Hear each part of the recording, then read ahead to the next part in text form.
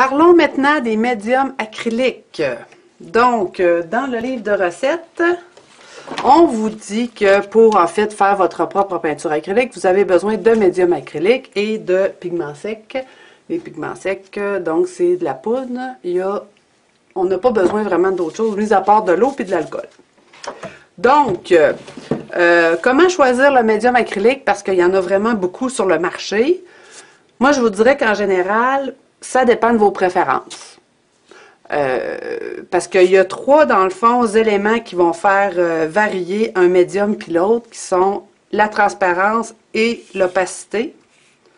Donc, le médium va soit être plus opaque ou transparent. Il va être soit plus mat ou brillant, ou soit fluide ou épais. Donc, si on prend quelques exemples ici, j'ai ici du médium mat Liquitex. Lui, c'est un médium qui est surtout fluide, mat, et puis plus transparent qu'opaque. J'en ai ici dans mon petit contenant. Fait qu'on voit que c'est quand même liquide. Et puis si je regarde, je le compare au gel. J'ai un gel acrylique à quelque part. 2 secondes, je ne l'ai pas amené. OK. Le gel, lui, il est beaucoup plus épais. On le voit ici. Mais ici, il est un petit peu séché, là. Il est un petit peu moins épais que ça quand vous l'achetez. Il est plus transparent que le médium mat.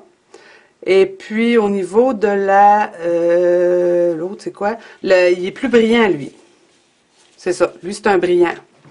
Donc, selon que vous voulez de la peinture brillante ou mate, si vous voulez quelque chose d'épais ou fluide, ou selon que vous voulez quelque chose de transparent ou d'opaque, ben c'est ça qui va venir impacter votre choix.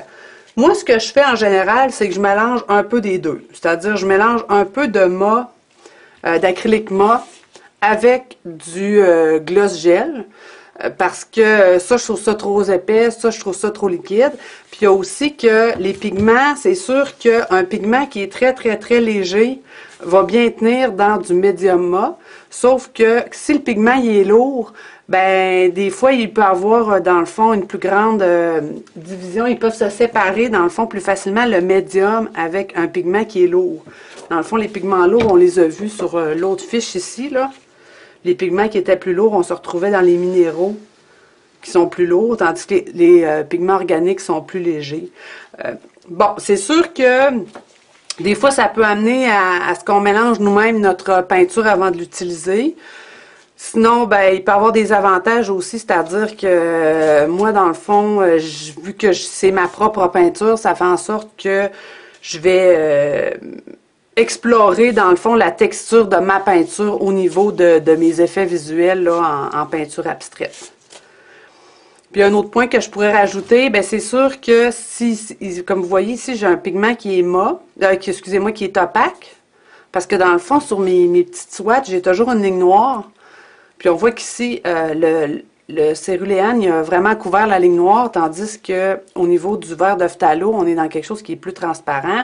Ben, tu sais, on peut peut-être penser à essayer de rester dans le transparent quand on a un pigment transparent. Puis bon, tu sais, si le pigment est opaque, ben, on peut aller dans l'opaque, mais si c'est un pigment transparent puis on met de l'opaque, tu sais, ça peut peut-être jouer un petit peu aussi sur le rendu. Mais bon, ça demeure, je pense, quand même un choix personnel, puis un choix de préférence, dans le fond. Fait que j'en ai d'autres ici, là, vous voyez le Golden, ça c'est du gel. Donc lui, il est transparent au maximum, très très brillant, et puis il est dans le milieu au niveau de la fluidité. Puis si on regarde le modeling paste, ben là on va se retrouver avec quelque chose de très opaque, de très épais, et puis de mat. Au niveau du modeling paste, c'est le mortier de structure. Donc c'est ça. Merci beaucoup. Bye.